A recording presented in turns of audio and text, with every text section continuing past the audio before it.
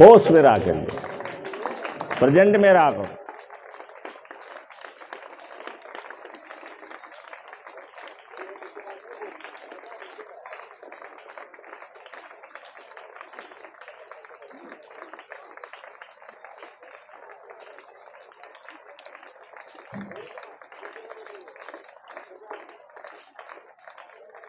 Now listen to me. Be an excellent listener. पहली चीज आपके अंदर आनी चाहिए कि आप जबरदस्त श्रोता बने, जबरदस्त श्रोता। जिस चीज को आपको जरूरत है, जो आपके कैरियर के लिए बहुत जरूरी है, आपके स्वास्थ्य के लिए, health, wealth, money and prosperity, happiness, यही चीज है जिसके लिए हम जिंदगी में जूझते रहते हैं। तो जो उसके लिए फायदेमंद हो उसको हम बहुत गौर से सुने। चाहे वो कहीं बात हो रही हो, आप बस में जा रहे हो और जैसे ही कोई पढ़ाई लिखाई की बात आई, जैसे ही आपके कान में आवाज़ आई कि कोई कैरियर से संबंधित बात कर रहा है, कोई धन दौलत कैसे प्राप्त की जाती है उस पर बात कर रहा है, तो गौर से सुन लीजिए। डायरेक्ट लिसनिंग होती है, आमने सामने बात होती है, वो सुना जाता है, और ओवर हियर किया जाता है। ओवर हियर मतलब कोई दूसरा बात कर लेता है तो आप सुन लेते हैं। अमेरिका के ब्रूकर टी वाशिंगटन, जिन लोगों का ध्यान भंग हो रहा है और ध्यान से सुन नहीं रहे हैं, जैसे जूली हैं, ब्रूकर टी वाशिंगटन कोयले की खान में काम कर रहे थे, मजदूर थे, गरीब थे, काले थे, और उसी खान के माइन में जहाँ खोद रहे थे, वहीं पर कुछ दूरी पर दो लोग बात कर रहे थे और चर्चा कर रहे थे कि ब्लैक लोगों के लिए एक स्कूल है वर्जीनिया में, और वह स्कूल काले लोगों के लिए बहुत ही शानदार है। और इन्होंने ओवर हियर किया, कोई दूसरा बात कर रहा था उसको सुन लिया, और वहीं उन्होंने प्रतिज्ञा किया कि मुझे उस स्कूल में पढ़ने जाना है। और घर गए तो चिंतन में पड़ गए कि जाएं कैसे।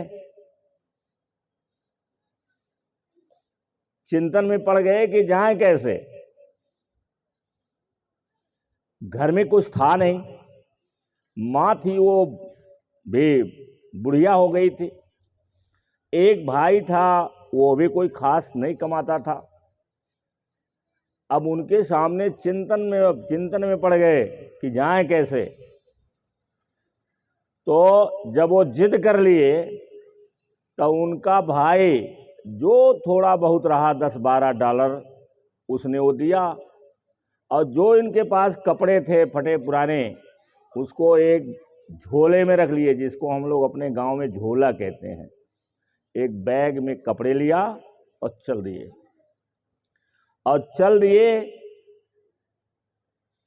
तो कहीं पर वो हाथ देते थे, कोई सवारी मिल जाती थी, तांगा वाला मिल जाता था, उस पर बैठ लेते थे। फिर वो जहाँ वहाँ उतार देता था कुछ दूर पर, जहाँ उसको कहीं और जाना रहता रहा होगा।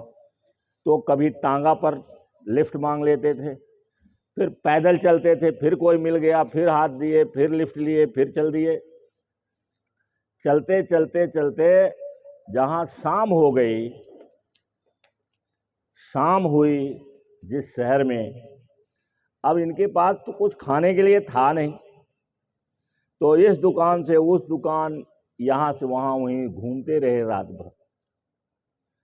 रात भर घूमते रहे। जब टहलते टहलते थक गए तो समुद्र के किनारे जहां फुटपाथ बना रहता है और वो नीचे से खंभा लगा करके और ऊपर से रास्ता जाता है, ऐसा बना हुआ था, तो वो उसके नीचे लेट गए। वही उनका जो बैग था वही पिलो बन गया। सैचल, उसको सैचल नाम दिया गया है। वही उनका पिलो हो गया। पिलो मीन्स तकिया, तकिया हो गया। और तकिया हो गया, उसी पर रख करके सो गए। अब कितनी नींद आई होगी, थके हुए बहुत ज़्यादा थे, पेट में कुछ था नहीं, कितनी ऊपर से गाड़ियां चल रही थीं, आना जाना चल रहा था, तो कितना सोए होंगे कितना नहीं सोए होंगे। तो सुबह हो गई। सुबह हो गई तो समुद्र के किनारे देखा उन्होंने कि एक जहाज अनलोड हो रही है। कोई जहाज आई थी और वो अनलोड हो रही थी, उस पर से सामान उतारा जा रहा था। और सामान उतारा जा रहा था तो गए एक कैप्टन के पास, जो उस जहाज का कैप्टन था उसके पास गए। उन्होंने रिक्वेस्ट किया कि क्या मुझे भी मौका दिया जा सकता है कि मैं भी इस काम में लग जाऊं अनलोडिंग के। और बताया कि मैं खाया पिया कुछ नहीं हूं, मुझे काम करने दीजिए। तो वो दयालु था। कौन दयालु था? कैप्टन। उसने कहा कि ठीक, काम करो। काम करते करते जब वो ब्रेकफास्ट का समय हुआ तो उनको पैसा मिला। तो जब पैसा मिला, फिर लंच का पैसा मिला। तो लंच करने जब गए तो उन्होंने लिखा हुआ है, वाशिंगटन ने लिखा है कि it was my most happiest lunch of my life. उन्होंने कहा कि happiest lunch in my life, जीवन में इतना बढ़िया लंच मैंने कभी नहीं किया। अब आप समझ जाएंगे क्यों। क्योंकि भूखे प्यासे और लंच का पैसा मिल गया और लंच करने गए तो वो लंच उनको बहुत मीठा लगा। The sweetest lunch in his life, उन्होंने कहा। तो वहां वो काम करने लगे और काम करते करते जाने के लिए वर्जीनिया में हैम्पटन नाम का स्कूल था। और जब वहां पहुंचते हैं वो, तो जो लेडी प्रिंसिपल थी, देखा इनको कि ये धूल धूसरे, नहाए धोए नहीं है, ये आदमी कैसा है, कैसे पढ़ेगा, ये क्या करेगा।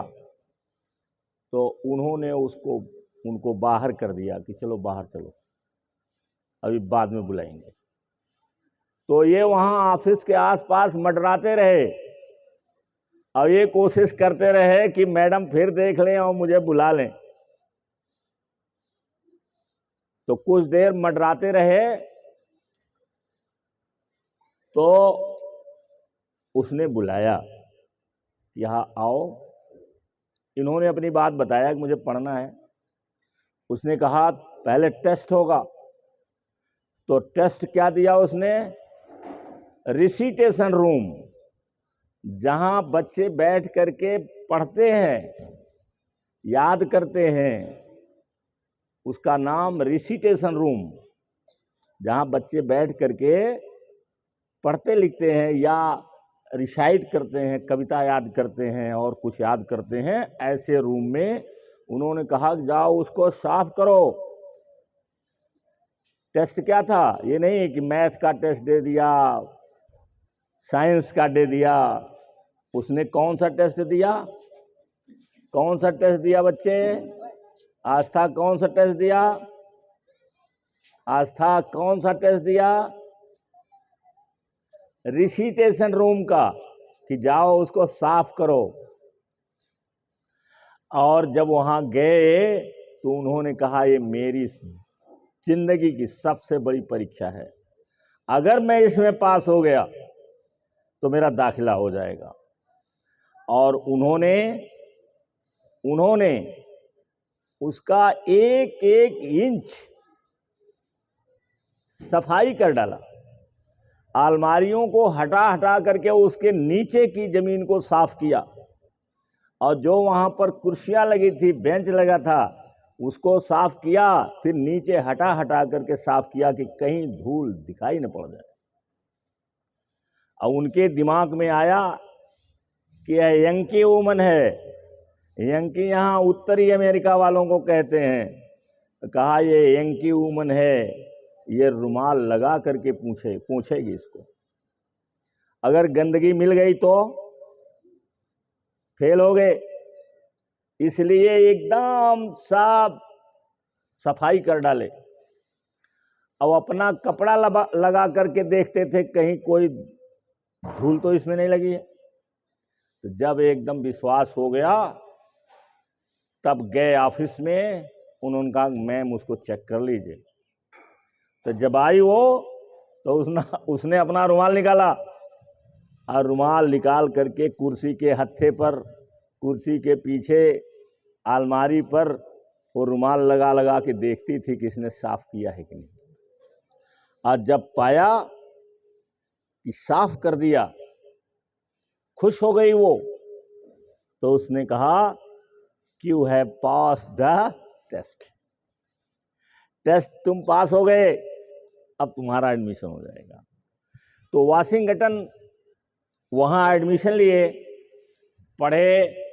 अब पढ़ने के बाद विश्व प्रसिद्ध लेखक बन गए, और अमेरिका के कई जगहों पर, बड़ी बड़ी जगहों पर उनको काम करने का अवसर मिला।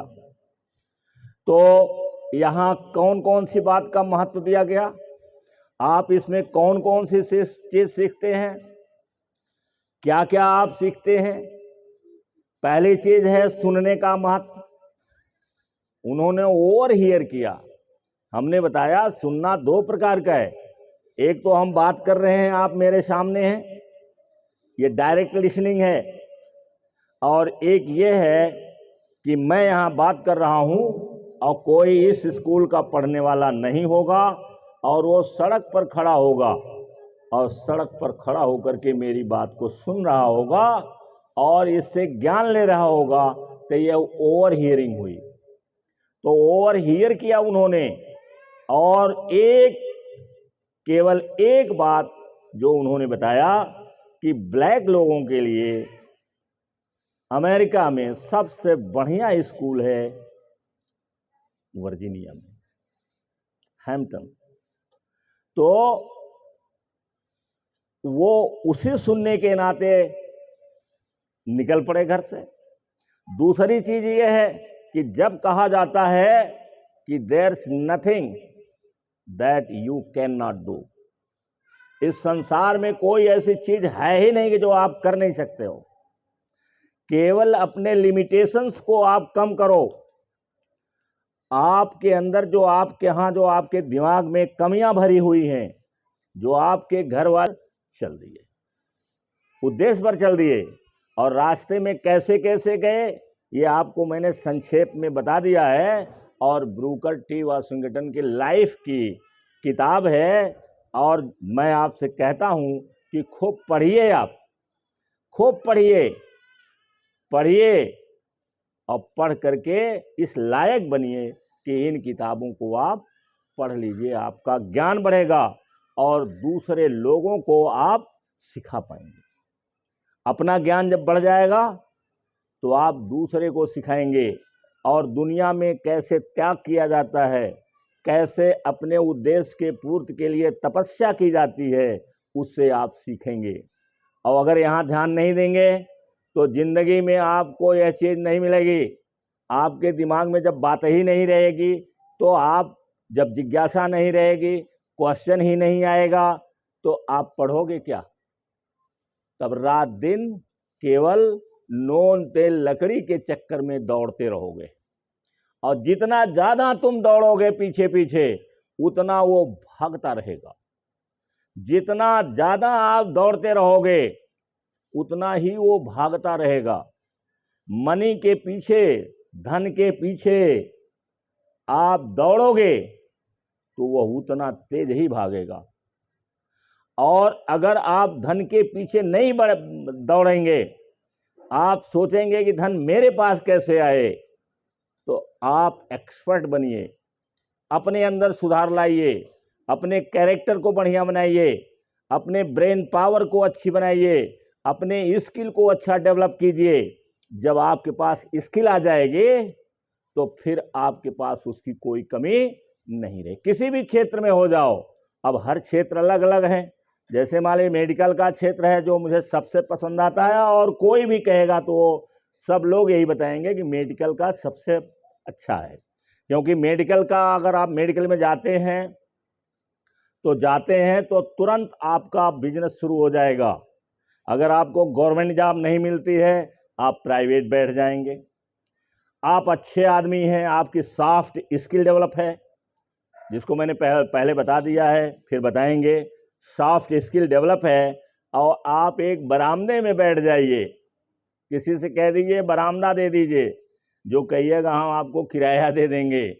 और आपकी सॉफ्ट स्किल बढ़िया है, आपके पास नॉलेज बढ़िया है, आप स्किलफुल डॉक्टर हैं, तो धीरे धीरे 1 2 3 4 आते रहेंगे।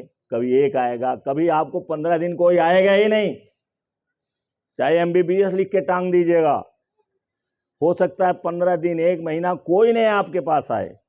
लेकिन धैर्य रखिए, धैर्य सबसे बड़ी चीज है। तो मेडिकल में जाइएगा, ये आपका मौका है। हम चाहें मेडिकल में जाने के लिए तो क्या जा सकते हैं, क्योंकि हमने जो रास्ता चुना वो दूसरा रास्ता था, लेकिन आपके लिए तो रास्ता है। आप अभी से ठान लीजिए तो मेडिकल में जा सकते हैं। तो आपको ये जरूरी है कि अपने लक्ष्य को, अपने घर में क्या है, अगल बगल क्या होता है, इससे कोई मतलब नहीं है। अगर वाशिंगटन ये सोचते कि मेरे घर में पैसा नहीं है, मेरी दादी बहुत बीमार है, मेरी माँ ऐसी है, तो क्या वो जा पाते? वो ठंडा हो गया होता उनका जोश उसी समय। लेकिन उन्होंने ये कहा कि मुझे जाना है और उस स्कूल में एडमिशन मुझे लेना है। और उन्होंने ये नहीं देखा कि मेरे पास है कितना, जो भाई ने उनको दे दिया वही लेके चल दिए, और पैदल चल दिए, पैदल चल दिए। और कम से कम वो स्कूल 175 किलोमीटर दूर था, नजदीक नहीं था वो, 175 किलोमीटर दूर था वो, और पैदल चल देते हैं। और हम लोगों में क्या है कि हम लोग लिमिट में बांध देते हैं, क्या बताइए हमारे पास ही नहीं है तो का कहीं ही नहीं है। हई माई कहा दिबा, हई पिताजी कह रहे हैं, माई कहा दिबा तू कैसे रहबा अकेले, तो वो जाबा तो का होई। ये सारी चीज़ें हमारे घर में होती रहती हैं। ये लिमिट है जो बांध देती है आपको। तो उस लिमिट से हम छुटकारा पाएं और अपनी पढ़ाई के लिए और फोकस्ड रहें। फोकस्ड। अभी पिछले टर्न पर हमने बताया था फोकस के बारे में, आगे फिर बताएंगे। फोकस को ही हम जारी रखेंगे, क्योंकि थोड़ा सा समय है, एक विषय को उठाते हैं तो वो समय हमारा हो जाता है। तो इसलिए फोकस वाली चीज़ को जो मैंने बताया है वो हमें पहले बताइए कि कितने लोगों ने उस पर फोकस किया। जो आपको फोकस का मैंने चैप्टर बताया था पीछे वाले टर्न पर, पिछले वाले मंडे को रहा होगा, तो उस पर कितने लोगों ने उसे देखा, अपने डायरी में कितने लोगों ने देखा, कितने लोग जो है ये उसकी प्रैक्टिस किए कि हमें ये काम करना है। सुधार नहीं हो रहा है आप में। आपको जब क्लास में हम शोर देखते हैं तो मैं सोचता हूँ कि ये बच्चे हमारी बात को सुनते नहीं हैं और तुम्हारा लाइफ बिगड़ रहा है। इसलिए हमें मजबूरन बहुत सख्ती के मूड में आना पड़ता है।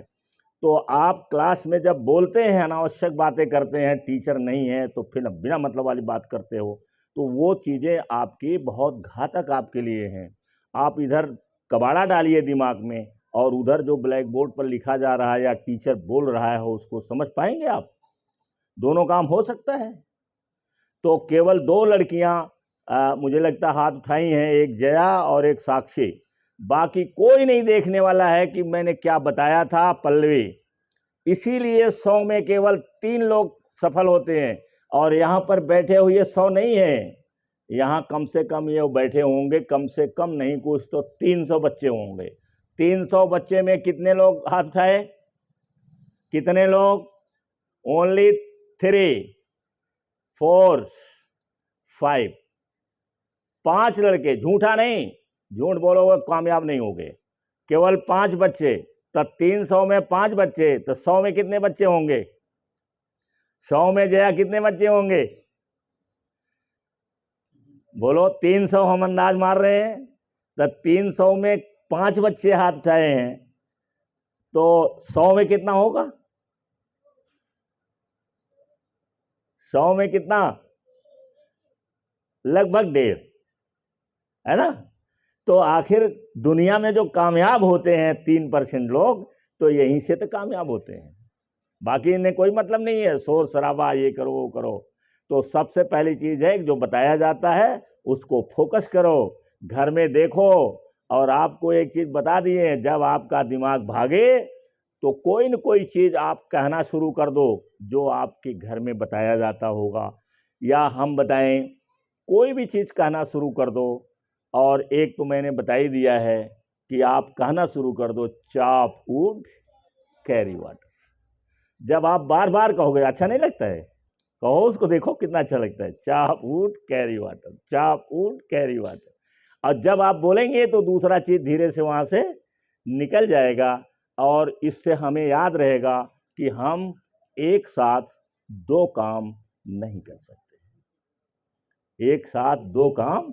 और बाद में बड़े हो गए तो इसको और पढ़ोगे, इसकी तमाम मीनिंग बताई गई है, तमाम मीनिंग बताई गई है इसकी। Chop wood carry water, benefit क्या है, ये बहुत सारी चीज़ें बताई गई हैं। इससे लाभ क्या है, इसका उद्देश्य क्या है, इसकी मीनिंग क्या है, ये तो हम थोड़ा एक लाइन आपको बताते हैं।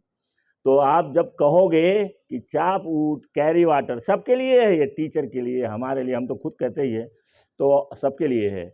तो कहने का मतलब है कि बी फोकस्ड, वर्क हार्ड, और हमेशा दिमाग में रहे कि हम अपनी पढ़ाई से तहलका मचा देंगे, हमारे क्षेत्र में कोई हमारी बराबरी करने वाला नहीं रहेगा।